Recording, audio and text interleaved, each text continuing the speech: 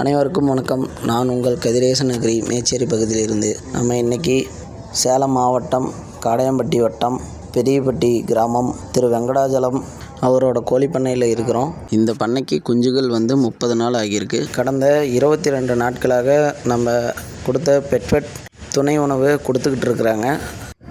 வாங்க பண்ணை உரிமையாளர்கிட்ட அதோட அனுபவத்தை தெரிஞ்சுக்கலாம். நம்ம ஊர் பேர் மட்டும் சொல்லுங்கள். வெங்கடாஜலம் பெரியப்பட்டிங்க. இது காடையம்பட்டி வட்டம் செம்மாண்டப்பட்டிங்க. சரி சரிங்க. எவ்வளோ நாளாக இந்த பிஸ்னஸ் பண்ணிட்டு இருக்கிறீங்க? இது 2006 பண்ணுறேங்க. 19 வருஷம் ஆகுங்க. ஃபஸ்ட்டில் இதில் இருந்தேங்க, பயணியர்லேருந்து இருக்கேன். பயணியரில் இருந்தேன், சுகுணாவில் இருந்தேன், எஸ்கேமில் இருந்தேங்க. கஸ்தூரி ஃபார்ம் ஆட்டது இப்போ ஓரளவுக்கு நல்லா இருக்கு.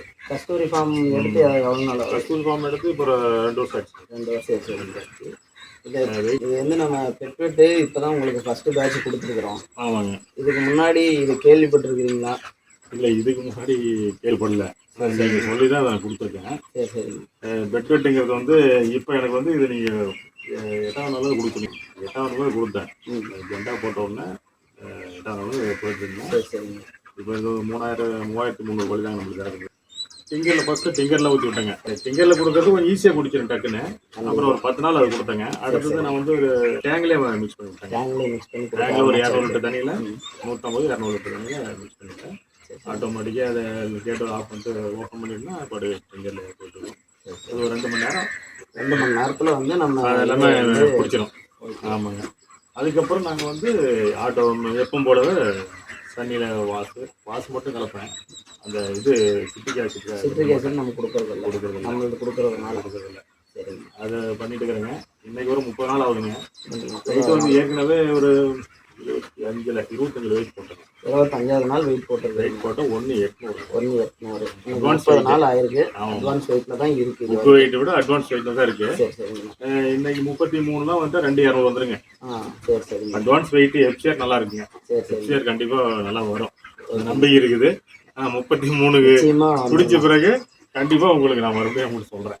இப்போ இது கஸ்தூரி ஃபார்ம் இருக்கிறேன். ஆனால் இது நான் மட்டும்தான் தனியாக தான் கொடுக்குறேங்க. தனியாக தான் கொடுக்குறீங்க. கம்பெனிக்கு எதுவும் தெரியாது. ஆனால் சூப்பர்வைசர் சொன்னாலும் சொல்ல மாட்டாரு. இருந்தாலும் நம்மளோட வெயிட் நல்லா வரதுக்காக நான் கொடுக்குறேன். அவங்க சொல்ல மாட்டாங்க எதுவும். சரி, இருந்தாலும் இது நான் தனியாக கொடுக்குறேன். வெயிட் எஃப்சிஆர் நல்லா அமௌண்ட் சேர்த்து வருங்க.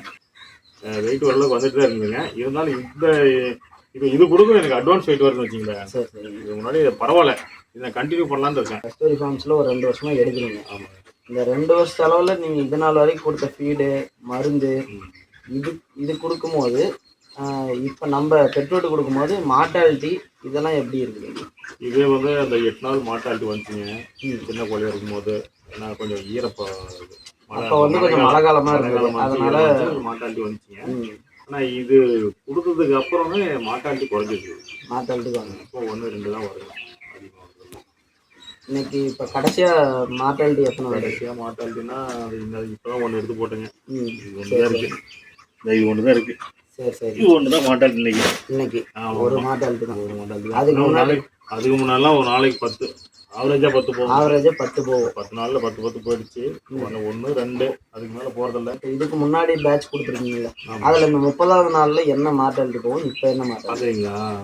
அது 30வது நாளில் மார்ட்டாலிட்டி எப்படியும் ஒரு 3,300 கோழி விட்டுருந்துச்சுல்ல, 200 கோழி மார்ட்டாலிட்டி. 200 கோழி மார்ட்டாலிட்டி. இந்த டைம் எவ்வளோ ஆயிருக்கு? இந்த டைம் ஃபஸ்ட்டில் ஒரு 100 போயிடுச்சுங்க. அதுக்கப்புறம் ஒரு 40-50 போயிருக்குது. இது வரைக்கும் 150 தான் போயிருக்கு. சரி, எனக்கு இப்போ நான் இதை தான் பார்த்துருக்குறேன். இதை நம்பி தான் இருக்கிறேன். எனக்கு இதில் ஒரு 10 ரூபா கிடைச்சாதான் எனக்கு ஒரு ஃபேமிலி மெயின்டைன் பண்ணுறதுக்கு நல்லா இருக்கும். அதனால் பசங்கள்லாம் படிச்சுட்டு இருக்காங்க.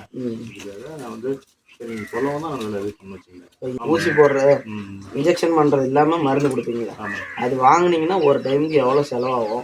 இல்லை சார், அப்போ அதை கம்பெனியிலே கொடுப்பாங்க. அது என்ன அவங்க கழிச்சுக்குவாங்க. இப்போ இந்த டைம் நீங்கள் வேணான்னு சொன்னதுனால அவங்க எதுவும் சொல்லலையா? இல்லை, இப்போ கொடுக்கறது இல்லைங்க. அவங்க அந்த மெடிசன் ஜெண்டா போட முடியும். ஜெண்டா வேக்சினு. ஓகே. 2 சின்னதில் ஒரு ஜெண்டா, 2 ஜெண்டா ஒரு வேக்சின் இதோட சரிங்க. அது கோழி வளரும். மருந்து நீங்கள் இப்போ எழுதி கொடுக்குறாங்க. மருந்தெல்லாம் இப்போ அதிகம் கொடுக்கறது இல்லைங்க. இப்போ நீங்கள் இதை கொடுத்தனால தான் இதை கொடுக்குறேங்க. கொடுக்கறதுனால அட்வான்ஸாக வெயிட் வந்துட்டு இருக்குது. அதனால எனக்கு ஒரு சந்தோஷமா இருக்குன்னு பரவாயில்ல. சரி, அடுத்தடுத்த பேட்சில் ரெகுலராக நம்ம ப்ராடக்ட்டை யூஸ் பண்ணுறீங்க. கண்டிப்பாக வாங்குறேங்க. நிச்சயமாக தொடர்ந்து பர்ச்சேஸ் பண்ணுங்கள். உங்களோட தொழில் நல்லா டெவலப் ஆகும். நம்ம 5 கிலோ சொல்லியிருந்தோம், ஆனால் இப்போ 4 கிலோவே இது 4 கிலோவே ஓகே ஆயிரும்னு நினைக்கிறேங்க. சரிங்க, ஓகே, சரிங்க, மிக்க நன்றிங்க. நிறைய பேருக்கு ரெஃபர் பண்ணுங்க. களஞ்சியம் ஆர்கானிக் ஐடியை ஃபாலோ பண்ணுங்க. இந்த பொருட்களை எப்படி பயன்படுத்தணும், எப்படி பர்ச்சேஸ் பண்ணுங்கிற டீட்டெயில்ஸ் வேணுமா, இந்த வீடியோவுக்கு லைக் பண்ணிட்டு களஞ்சியம்னு கமெண்ட் பண்ணுங்க. நான் உங்களுக்கு DM பண்ணுறேன்.